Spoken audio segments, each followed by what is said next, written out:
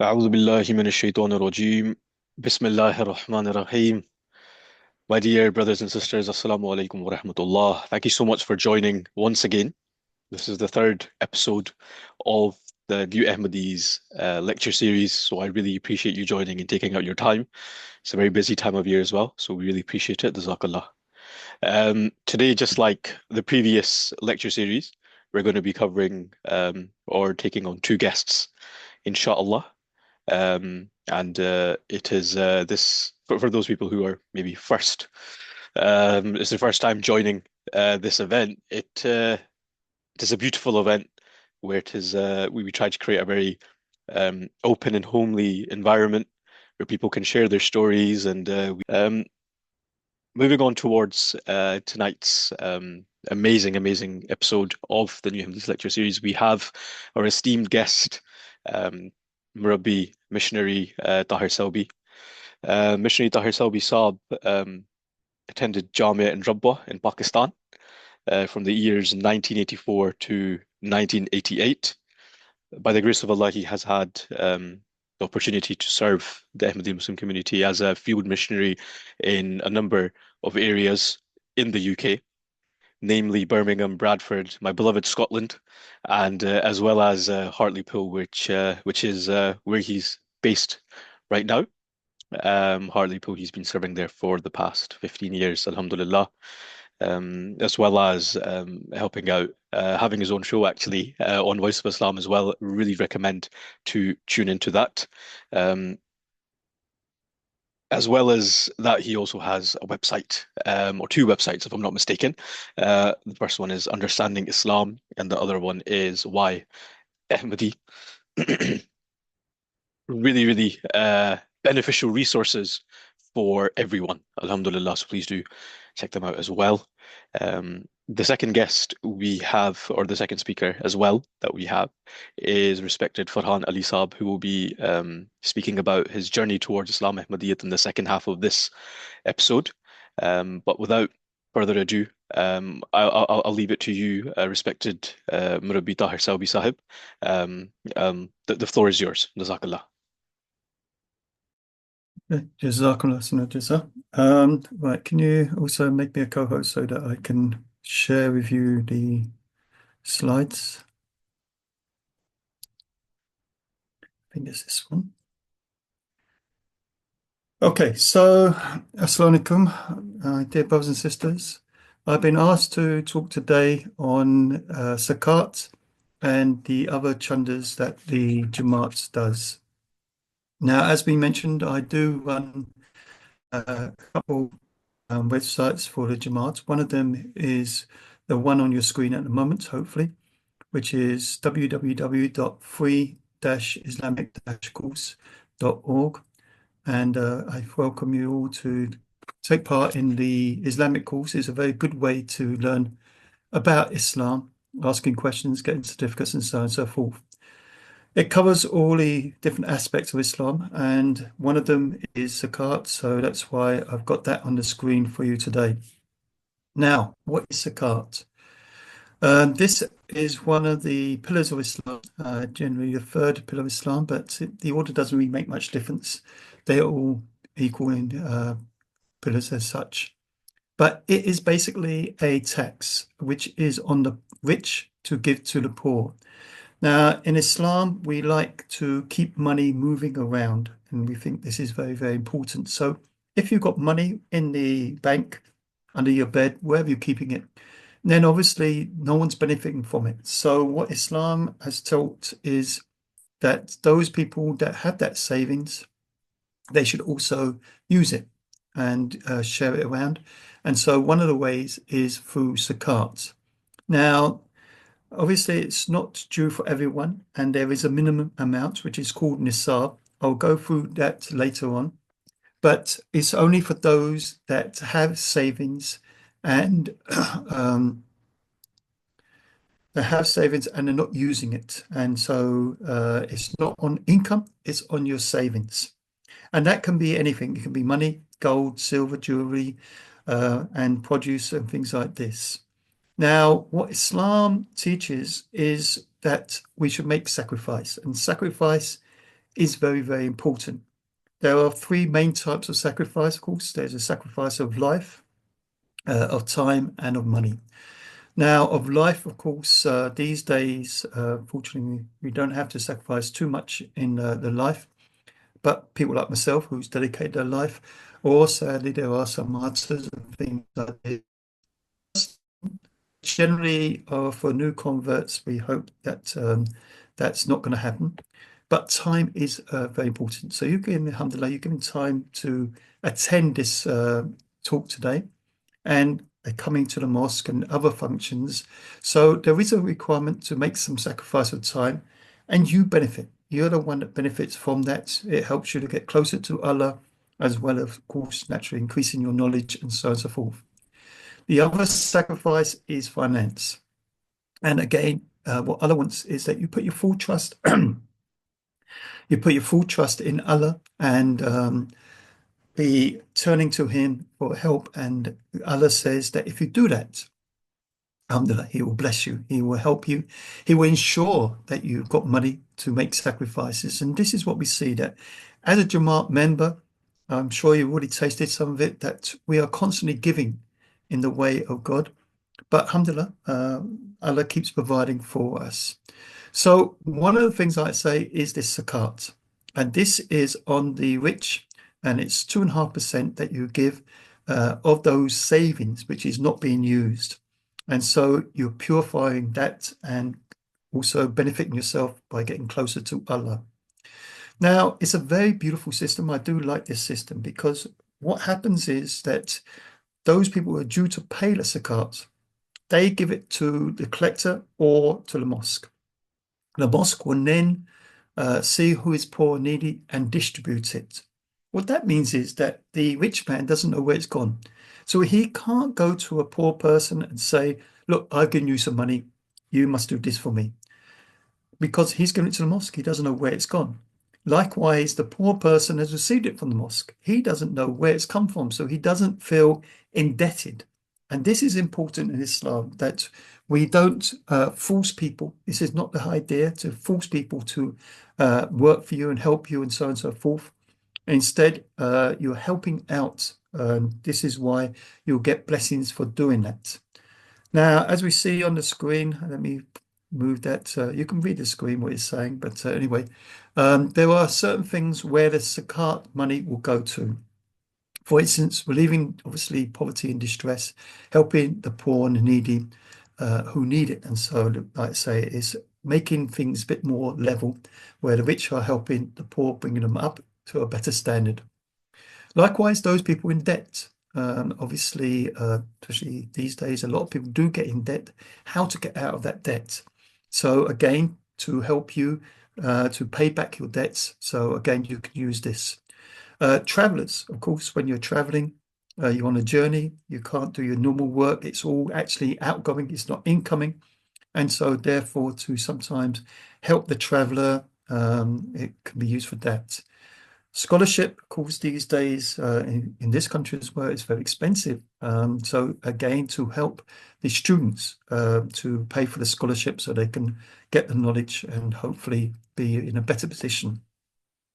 Prisoners of war, again, Islam is teaching we always treat the prisoners of war well, make sure the condition is well, and try to ransom them so they're not prisoners of war.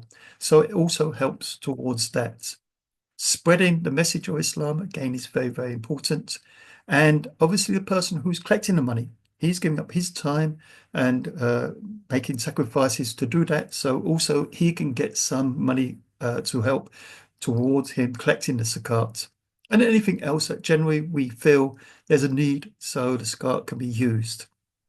Now, as I said, this is all about trying to help the society and seeing where we are helping, and likewise to make us not be attached too much to wealth.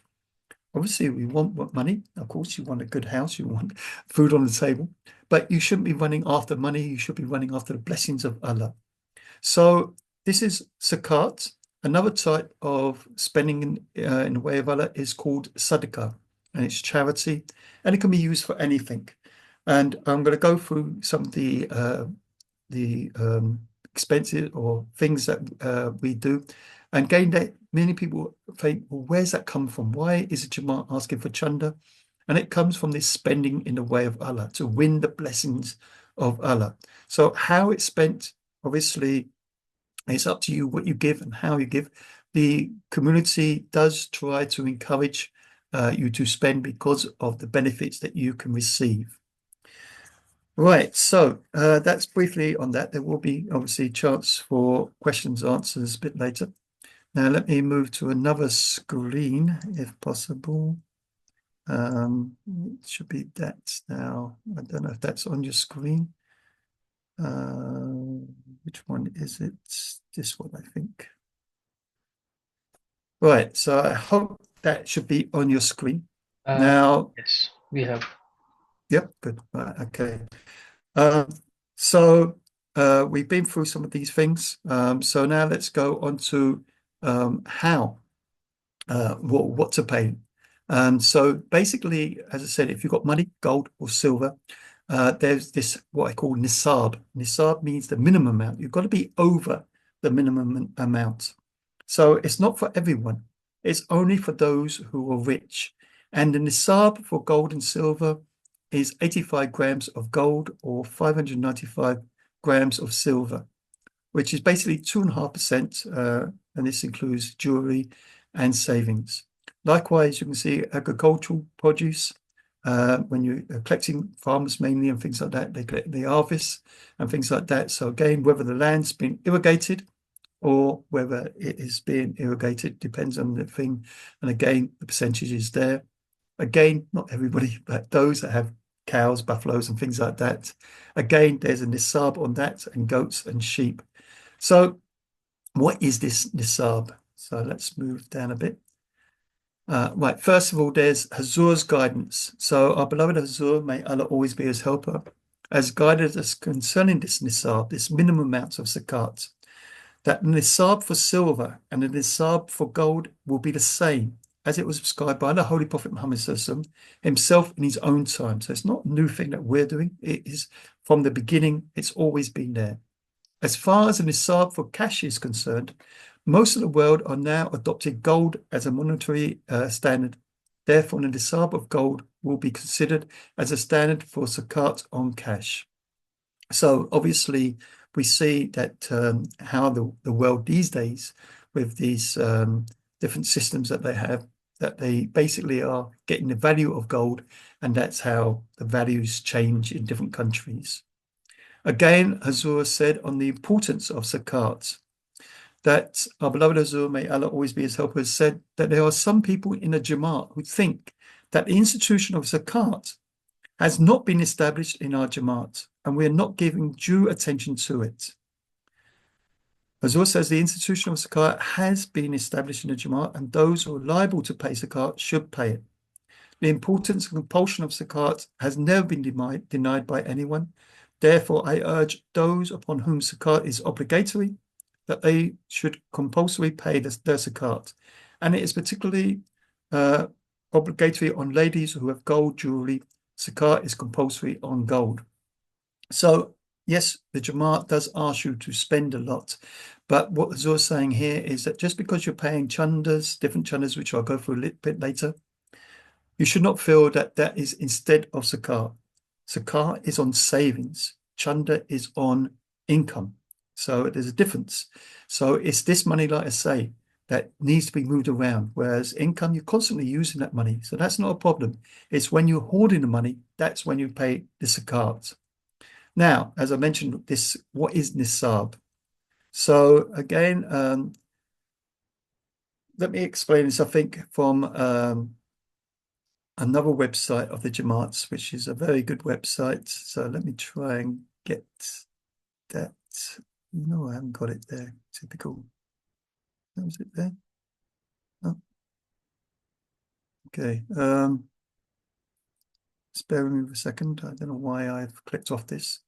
Okay, so the Jamaat has got a website called chanda.org UK. Maybe you've seen it already.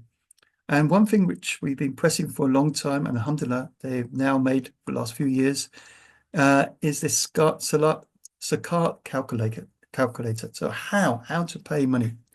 Now, it's a very simple thing here. Jamaat's made it very simple. So let's say, for instance, that you have £500, sorry, £5,000 in savings. Do you pay zakat on that? So you can put here £5,000. Let me quickly do that and calculate. And so, I think if you're sharing it, we can only see the what is Nisab page. okay, Jazakumullah for that. Keep reminding me. Okay, let me go back a bit then. Is that now on your screen, yeah? So it should be chanda.org.uk on your screen and a zakat calculator. So as I said, if you've got £5,000, do you pay zakat on it? So you can go to a calculator, and this changes all the time, every day. In fact, when I looked at it a few days ago, it's already changed again. So you can see gold, silver, cash. So we're talking at cash, £5,000, and it's saying that the Nisab is £5,408.91. So you don't pay zakat. So as it says, zero. So even if you've got £5,000, you don't pay zakat on it. So now let's go back again. Let's say £10,000, because we've got a rough idea now of how much we need. So if you've got £10,000 in savings not being used, so here again, we can see that the Nisab is 5,408.91. And so it is payable, yes. And so you have to pay zakat on the full amount, not after the 5,000, but on the 10,000. And 2.5 of 10,000 is £250. And so it's quite easy to calculate to see whether you're above that Nisab or not. And only if you're above the Nisab can you then pay chanda, pay the zakat. Okay, so now let's go to jewelry. Let's say, for instance, the ladies have got some jewelry. Do they pay zakat on it? Now, first thing we have to understand is that, again, is when you hoard it. So it's not jewelry that you wear, earrings and necklace and things that you're doing all the time. It's that jewelry you bring out for special occasions, for weddings and things like that. So the ladies will then, for that jewelry, have to weigh it and see how many grams it comes to. So when they do that, then you can find out what it is. So again, we'll try and make this easy.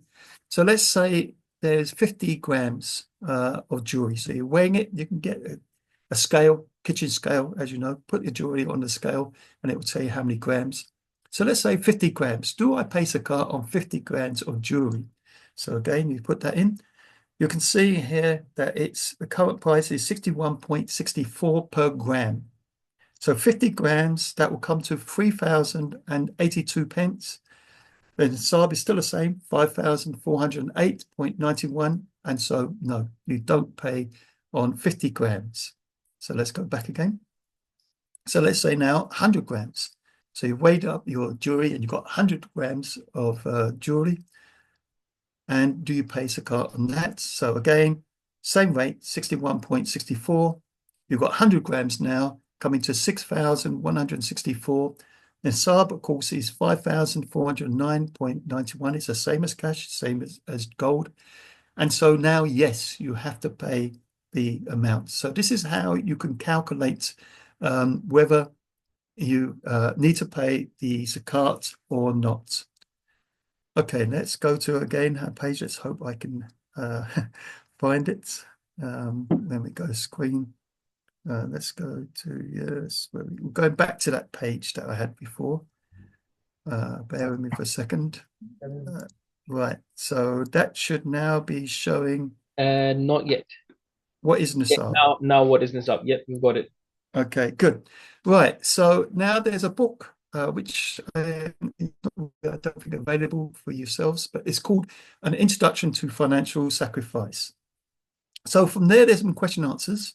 And so I put these questions for you, although you can ask questions in a minute, but just to give you some ideas. So first question is, can zakat be paid before it becomes binding? So in other words, when you're going to pay the zakat. Now, of course, you pay once a year. Generally, in this country, we have the tax year in, I think, April. If you're working with someone, you get the P60. If you're not working for someone, you get self-employed, you work out how much money you got, blah, blah, blah. Or the P60 will tell you how much money you got. So a lot of people, when the tax year begins in April, then they know and they pay zakat. That is up to you. But basically you can pay at any time. So you can pay before April, you can pay after April, but you've got to bear in mind the Jamaat year is from July to June. So anytime during that 1 year, July to June, you should pay the zakat. So you can pay it beforehand, you can pay it later, it's up to you, but before, obviously, for that year, before the July comes. What is the time limit for paying zakat? As I said, 1 year. You can pay in bits if you want. Let's say you have to pay £250, as I mentioned earlier. You can pay £100 and then £100 and 50. That's up to you. But you've got to pay within that year. Does zakat apply to an amount being given as a loan? So if you have given it out money for loan, then of course you've given it out. It's no longer yours. So therefore you don't have to pay money on that. Once it's been paid back, then of course that becomes a part of your savings, and then that's a different thing. What is the procedure for paying zakat on the amount preserved in the bank or elsewhere? It makes no difference whether you keep it in a bank, under your sofa, chair, bed, wherever you keep the money. It's all counted as zakat. Even if you've got bit in the bank, bit elsewhere, doesn't matter. It's whatever's the amount you pay the zakat on. What are the conditions for zakat on commercial goods?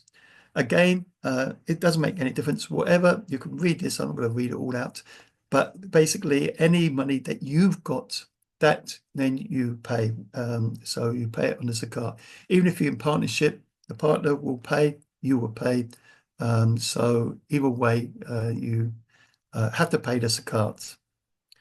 Now, chanda, which I'm going to come into in a minute, as I said, is it a substitute for zakat? No. Chanda is on income, it's one thing. Zakat is completely different. It's on your savings. And so zakat for the rich people have to pay. Obviously, as I said, unless you've got the Nisab and you're above the Nisab, you don't have to pay. But if you're above the Nisab, you have to pay. Is zakat levied on all the items as a whole, or is it levied separately on each? As I said, you bunk it all together. So the cash, gold, produce, whatever the thing is.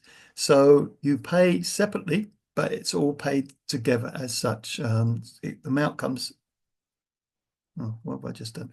The amount comes to that particular thing. So if you pay jewellery, that's one thing, as we saw in the thing. Then you can pay your gold and silver and so on and so forth, and if you cash, but it's separate, but it's all together. You end up, what the end result is, that's what's going to be paid, but each item is separate, if that makes sense. Will zakat be levied on the total property or only that which exceeds the nisab? As I mentioned, you've got the minimal level. If you're above the minimal level, then you go whole amounts. So as I said, with the 10,000, which is above the minimum level, then you pay on the 10,000. You don't pay from the 5,000, then 5,000 and pay zakat. It's from the 10. Once you're over that minimum. So the nisab is only to tell you whether it's due or not. But if you're due, you pay for the full amounts. This one is, again, very important. Can a person give zakat to one of his relatives or friends directly? So sometimes people will ask that, my relative, he's poor, my friend is poor, I want to give zakat directly, is that okay?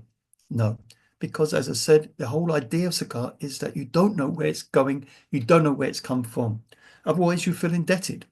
What you can do, if you wish, is you can tell the Jamaat that my relative or my friend needs help. And the Jamaat, if they think, then they can distribute the zakat to that particular person. But you can't give it directly and say, I paid zakat. You have to pay it in the system to the mosque or to the collector. Right, I'm going to change page again as we go to now the other chandas. I'm not watching it, so I hope I've got time.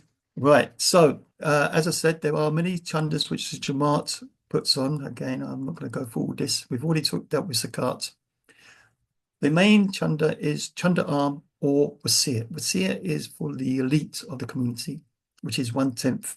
But most people, especially when they're starting off, new converts, Then they pay chanda arm. I mean, for myself, when I decided to become a Musi, I was still paying chanda arm at 1/10 this time to see if I can keep to the level. And once I felt I could, then I became a Musi. But generally for yourselves, it's usually chanda arm, and that's 1/6 or 1 month's income after the payment. So you pay the taxes, and then whatever's left is 1/16. Now, the best thing to understand is that whatever you've got, it's come from Allah. Yes, you may think that you've worked hard, you've got the money, but at the end of the day, Allah's given you the health, Allah's given you the means, and so on and so forth. So it's just a question of repaying Allah what you've received. And that's the way I look at it, that before any spending of money, I pay my chandas and it's out of the way, and then I look at what I've got left. But as I said, Allah wants you to make this sacrifice. So Allah's not going to make you into such a poor state where you have to be begging and stuff like that. So don't have any fear. Allah wants you to make these sacrifices. The chanda arm is an important chanda, or we see it. It's used basically to run the Jamaat. Now, as you know, we don't have any oil fields or anything like this. We do all our work through the sacrifice of members. And people are amazed that how can we run a TV station? How can we build so many mosques and so on and so forth? Which government is supplying it? But there's no government. It's just coming from your sacrifices and the blessings of Allah. So that is for basically chanda arm. Jalsa salana, many of you have been to Jalsa salana, and these days there's over 40,000 people going. For 3 days, all the food, accommodation, whatnot is given free. But obviously, it has to come from somewhere. The Jamaat itself also helps out because it's an international Jalsa salana, and people coming from all over the world. But generally, of course, to pay for all those marquees, the food and things like that, it needs help. And so Jalsa salana, chandas there, it's generally 1/120th or 10% of one's income payable over the whole year. So again, that's very important, Jalsa salana, which we should try to contribute towards. Terik-e-jadid, this is to help the foreign missions. Now, these are all missions outside of Pakistan, so that includes, of course, the UK. We're a foreign mission. It helps us to build the mosques. It helps us to do our programs and so on and so forth. Again, it's 1/5 of 1 monthly income payable over the year, and it's from the 1st of November to the 31st of October. Generally, you make a promise, and whatever promise you make, try to fulfill that. This is just a guideline of 1/5. But normally with new converts, we ask them to get involved in Terik-e-jadid, Waqf-e-jadid, slowly. And as they develop their relationship with God and understand more about the sacrifice, so they start increasing and paying for the other things as well. But normally we do try to tend to start people off from Terik-e-jadid, and the one that's just finishing at the end of this month, Waqf-e-jadid. Waqf-e-jadid is, initially it was looking after Pakistan. It then got increased to the whole of India, now Africa and Russia, and it helps again schools, hospitals, and all different things in those poor countries. It's from 1st of January to the 31st of December, so the ending at the end of this month. We try in Terik-e-jadid and Waqf-e-jadid to get everyone participating, 100% participation.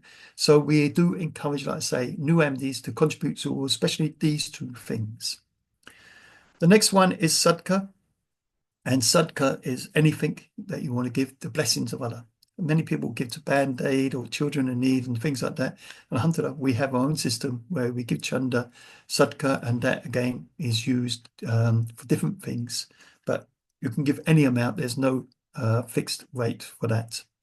Literature, of course, alhamdulillah, I'm sure you've noticed, the Jamaat keeps the prices of the book very cheap. When I go and buy books from bookshops, Islamic bookshops, it's very expensive. Alhamdulillah, the Jamaat keeps it down.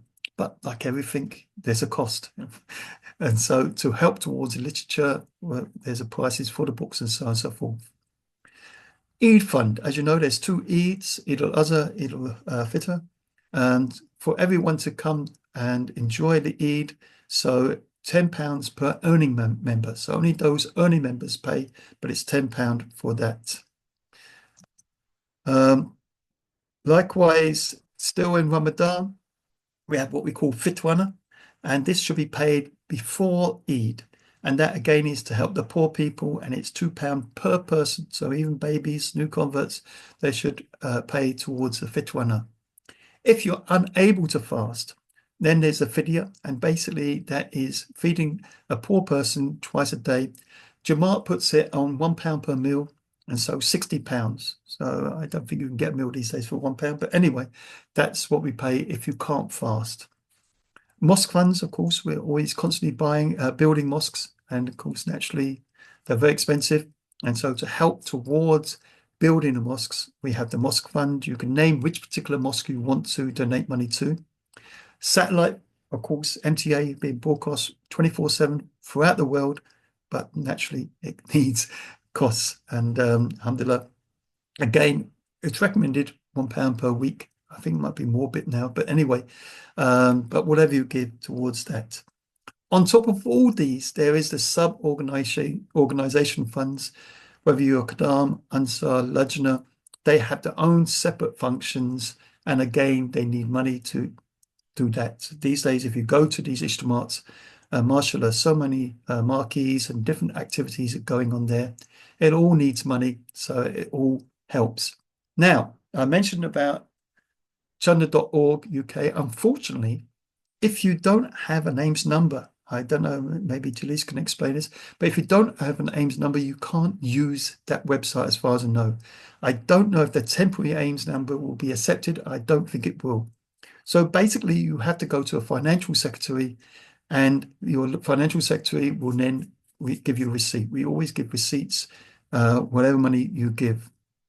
So this is important, like say, for your own spirituality, but also for those people who are paying. It also enables them to be voting in elections, taking part in shuras and others, but also giving you that opportunity to strive to be the elites we hope you all will be striving for.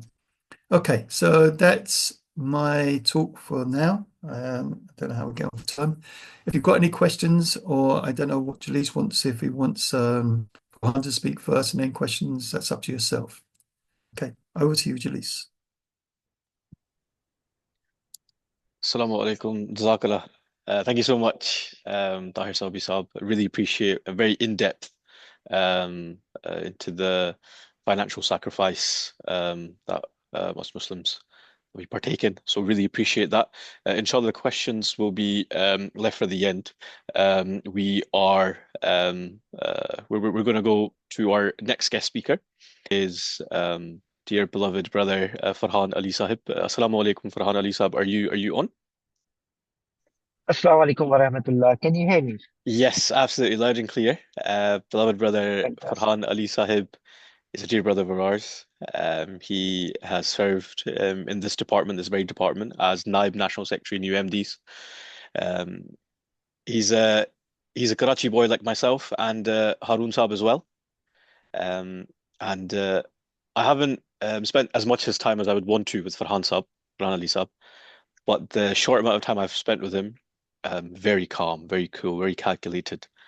And I'll say this much: you wouldn't have imagined that this dear brother of ours converted 12 years ago. He seems like he's born MD. The way he acts, such a beautiful manner of speaking. So I hope we benefit from this account of his, and he'll be talking about how he accepted Islam Ahmadiyyat. The floor is to yourself, Farhan Sahib. Jazakallah. Jazakallah Jalisa. Thank you very much. So, as you know, my name is Farhan Ali, and I am from Karachi. I came to UK in 2013 from Pakistan, Karachi. And when I came to UK, I was sent to Hartlepool by Home Office.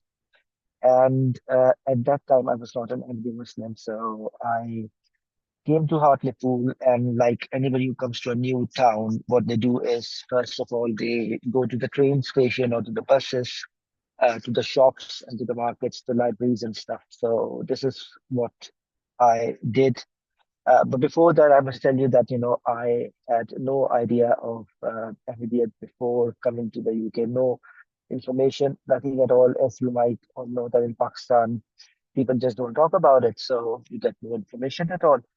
Uh, Even though when I came to Hartlepool and I found that some people they were in the same building where I used to work, and I never knew that they were Ahmadi Muslims. Anyway, so when I came to Hartlepool, um, I went to the train station, and there I saw the picture of Promised Messiah, a big poster of Promised Messiah, and that picture said the Messiah has arrived. I saw that picture. My wife was with me. I showed it to my wife, and that picture had an attraction in it. Didn't say much on it, just Ahmadi Muslim community and the Messiah has arrived. Nothing much on that, just the picture of Prophet Messiah, and that picture was uh, just like it was calling you. It was a picture which make you look at that picture again and again. So after that, the next day we went to the library, and in the library there was an exhibition going on that was also from the local mosque in Hartlepool from the Muslim community, and it was a Quran, Holy Quran exhibition, and some other literature were there as well. Unfortunately, the time when I went, it was not. There was no member of the community, available there to talk. But the exhibition was there. I had a look at it, and I told my wife that in this town, this is the second time we've seen no other Muslim apart from MDs, and they are they are so active and telling people about the good teachings of Islam and everything.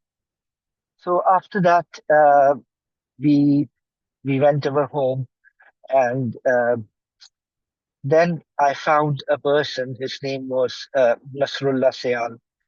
Nasrullah Sayal, an excellent brother. He was in Hartlepool, but he moved from here to Luton now. But he is real gem, wonderful, wonderful, wonderful human being. So I met him and I told him that I want to go for prayer. So is there a mosque here or something? And he told me that yes, there is a mosque, but that's an empty mosque. I don't know if you want to come there or not. So I said, why not? I just want to pray. So I'll just come. And he said that it was, I think, if I'm not mistaken, it was Tuesday or Wednesday when I asked him. And then he said that, okay, he'll go to the mosque, he'll ask the missionary or the president, and then he'll take me there. I said, all right, no worries. Then I said, okay, I'll come for the Friday prayers. So he came to me on Thursday. We used to live on the same street, me and Nasrullah Sahib. And he took me, he said that, Farhan Sahib, I'll take you to the mosque on Friday. So be ready at this time. I'll come to pick you up and this and that. And I went with him to the mosque. We did the Friday prayers, and it was lovely. It was welcoming. Everybody at the mosque welcomed. Didn't made me feel that I'm not part of the community or anything. I was welcome to the mosque. Did my prayers. When I left, another member of the Jamaat, Wadud Daud, wonderful, wonderful person. He gave me a book as a present. It was Ahmed the Guided.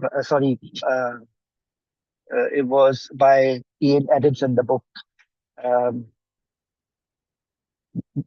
I've just lost the name. It was by Ian Adamson, the book. And he gave me that book to read. And, I took that book and I thought that, I told him that I'm not into books. I don't read books. So, but he said, just take it whenever you get some time, read it. And I took it at home. And then I don't know why I just started reading a little bit about the book. When I started reading, it was so nice to read that book because it tells you about a person, about the promised Messiah, basically, that, how he spent his life and how he uh, had interaction with his enemies, basically, the way he treated them. It was a very, very nice book. Uh, it increased curiosity in me. Before that, I should tell you that, when I was in Karachi, my mother prayed for me that wherever I go, I live close to a mosque. And fortunately, when I came to Hartlepool, I was just 5 to 7 minutes away from the mosque, and it was really nice that I was living close to the mosque. Then I started reading the book. Curiosity was there. I wanted to ask some questions. I went to the mosque, and I met my very dear teacher, Mr. Tahir Selby, who is with us today.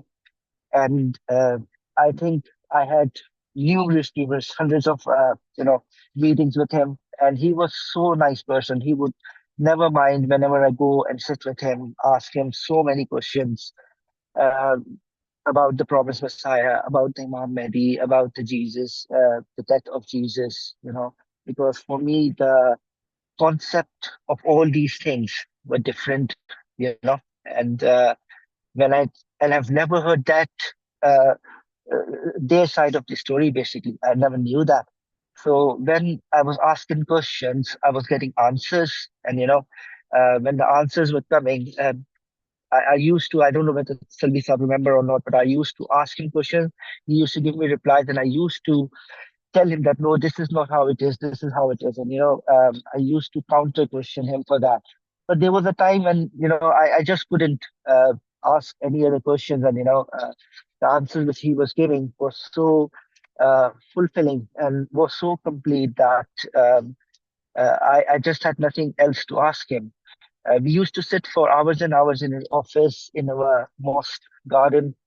We used to sit and chat.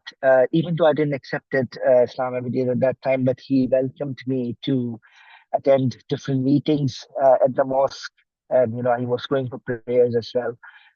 So it was very nice. And then it was 24th of June 2014 when I decided that, I'm gonna accept Islam. Actually, it was 23rd when I went to him. And I told him that, I want to accept Islam Ahmadiyyat. And he said that, Farhan, it was, I don't know if Salvi Saab remembers, it was, I think, Maghrib or Isha time. Yeah, at that time we were combining prayers. It was late in the evening, so it was Maghrib Isha time. And he said that go back, go to your home, sleep tonight, think about it again, and then come back tomorrow, and then we'll talk. I don't know why he said that, but, I took his advice. I went back and I, thought about it again. Uh, and then the next day I went to him and I said that, my decision is the same. I want to accept Islam. And he said, all right, fair enough. If this is what you want to do, then this is what it is. And he, after the prayers, asked the members of the mosque to come. And then we basically sit together in our library and did a small, not a ceremony, but the bag taking thing which happened. So I did that. It was really nice to do that. I felt that I'm going into a new world now. So and then my journey didn't stop there. Basically, I had still loads and loads of questions. It never stopped the questions. And then even after accepting Islam Ahmadiyyat, I asked them several questions. I used to go to the mosque, I used to attend the meetings, and I used to tell them that, uh, different questions which I had in my mind. And they used to still answer me. And they used to tell me that, whatever question you have, you can ask anytime. There were multiple books which I was reading the philosophy of the teaching of Islam, and there were some other books as well, which was helping me a lot. The literature of Jamaat is really important, and it is very good. Even now, I'm not a person who reads book a lot, but there are audiobooks, and you can easily find the audiobooks on Jamaat website. And I used to, sorry, just a second. So I used to read, sorry, I used to listen to the audiobooks whenever I used to go for work or driving something. I would just play them on my phone, and I would listen to audiobooks, and it really helped me a lot. It answered a lot of questions for me, reading the books and the literature. Uh, After that, there were so many different events which happened. Actually, we don't have that much time to cover, but then I found my dear brother, Jonathan Burdawat, and I told him that, I would love to work in your department if there's any suitable thing that I can do. And he was really very kind, and he said that, you're very welcome to join our team.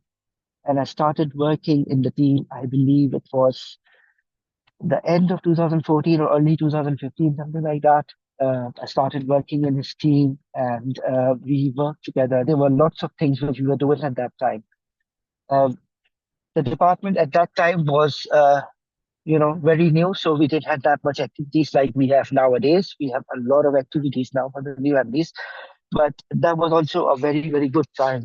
It was a good learning, and because I was involved in the national department, it made me learn many different things about the Jamaat, the structure of the Jamaat, how the Jamaat works. The Jamaat has got the database for all of their members. I don't think there's any other community in the world who would have the data of all their Jamaat members, who would know that, what they are doing, what are their capabilities, what are their skills, and everything like that. So we are so fortunate that we are part of this Jamaat and such a Jamaat which has got such a good structure, a leader, the Khalifa, which we have, not any community in the world have got a leader who has been appointed by the God. So we are so fortunate that we are part of this community. There's still so many things I want to speak, but unfortunately I'm at work at the moment. I hope you would have like a small story from my side. I'm still learning.